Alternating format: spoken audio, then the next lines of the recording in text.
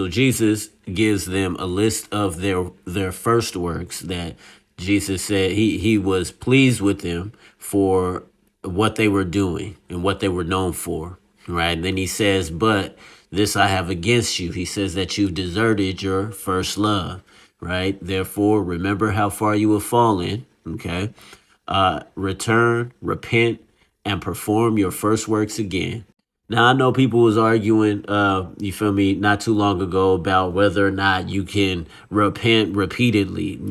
I mean, clearly, obviously, here we see that yes, there are things that are going to be in your life that you will have to repent of, and sometimes you might have to do it a few times. You know what I'm saying? But as we see here, therefore, remember how far you have fallen, return and repent. There is room for grace and mercy. But Jesus says, if not, I will come quickly, and unless you repent, I will take your lampstand from its place. Don't misunderstand this. This is not a threat to take away your salvation. Don't put that onto the text.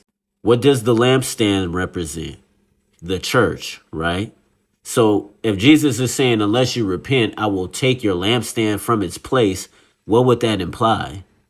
Perhaps it means that he will cause that church to crumble, to disintegrate, to disappear, maybe.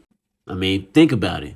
If we're just reading the text as it is, there's no room for, see, he says you can lose your salvation here, because it doesn't say that. That's not what Jesus said. I'm going to let y'all be prayerful about that. Anyway, then Jesus says, but you do have this. You hate the deeds of the Nicolaitans, which I despise. Now, regarding Nicholas and the Nicolaitans, Eusebius writes about them in his third book, chapter, 29, I think this is. They're said to have come from one of those first seven deacons mentioned in the book of Acts, right, along with Stephen, Nicholas.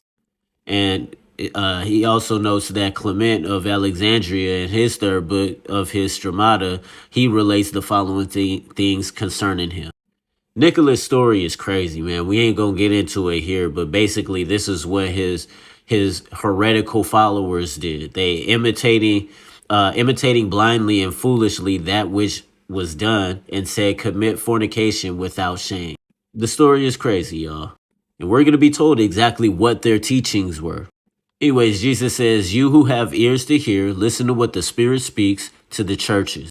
Jesus says, I will give to the overcomer the gift of eating from the tree of life, which stands in the midst of the paradise of my God. Let's see what he says to the next church.